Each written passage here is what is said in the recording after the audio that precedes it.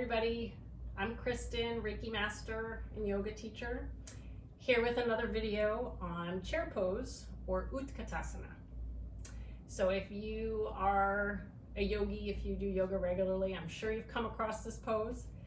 It's common in many classes, and it's a really great pose to strengthen your lower body, your foundation, so that you feel more open and balanced in your sacrum and really more held in your body.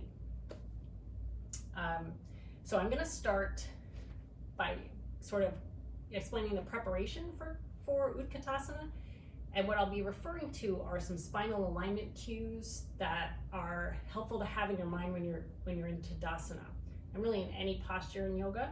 So if you haven't checked out my video, I do have a video on tips to polish up your Tadasana. Go ahead and check that out. Some really helpful things there to enhance your practice, but also your posture in general. So starting from Tadasana, we want to make sure our feet are hips width distance apart. Lower joints are stacked, ankles, knees, hips. We're long in the lower back, engaged in the abdomen, and shoulders are down. Neutral in the neck, so long in the neck, and the chin's parallel to the floor.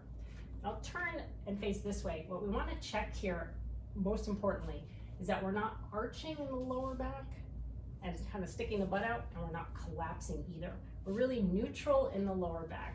Lower back is long, neutral in the pelvis with a long tailbone, long lower back. Really important to maintaining good posture in any asana. So go ahead and place your hands on your hips, and from here, essentially the pose is a bend at the knees, so that the knees come to the toes but not past. If your toes disappear, pull back a little bit. And then while maintaining engagement in the abs, engaged in those leg muscles, so really important to have a strong foundation. Long in the lower back, so just maybe take a moment and check in. Do you feel length in your lower back? If you're feeling crunched or arched, try to relax your lower body a little bit and really lengthen there. And then from there, lifting the arms up so that the biceps are parallel to the ears. So I'll turn this way and you can see what the pose looks like based on this instruction. And what I want to do is just pause here for a second. What I see often in yoga classes is people bending down way too far, sticking out their butt, really arching their back, and then kind of wrenching their arms up to really tighten up the shoulders, can tighten up the neck, even tighten up the throat, and it collapses the sacrum here too much. It can really constrict your breathing. I don't recommend doing chair pose that way. I don't think it's necessary.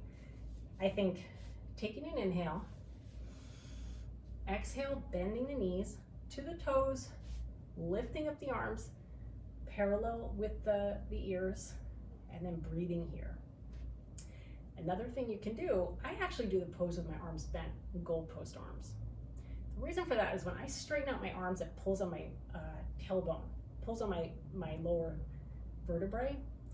When I open up, not only opens up my body here, I breathe better, but it allows my lower back to lengthen. So just play with that as well. You can also do this pose with your hands in prayer, or even just keep them on your hips.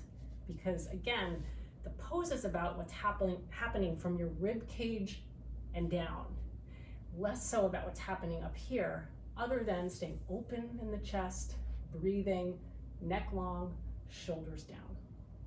So if maintaining that is easier for you in prayer pose or with your hands on your hips, I encourage you to do that. So go ahead, come out of the pose if you were holding it with me. The legs might be burning a little bit, but that's good. Really get those muscles activated. So let's do the pose one more time. I'll face this way just so you can see my body. So we're coming from Tadasana, shoulders are down, taking an inhale, exhale, bending the knees just to the toes, lower back is long, abdomen is engaged, legs are strong. Inhaling the arms up, I'm going to do goalpost arms. You place the arms however works for you to maintain length in your spine. Holding the pose here, I'm going to turn towards you. One more breath. And then on the exhale, lowering the arms and coming back into your Tadasana. I like to, after doing a pose for a length of time like that, just kind of widen my feet a little bit and do some hip circles just to kind of help my body unwind a little bit. I find this is really good to do after any standing asana. So a couple of rounds of that and breathe. Definitely you want to be breathing while you're in any pose. I was talking, so I wasn't breathing as I should have been. But I do encourage you, when you're in any pose, taking full inhales, expand the belly, exhale, let the belly come back to the spine. So take this and take from it whatever works for you. Try it out the next time you're in a yoga class or at home in your own practice.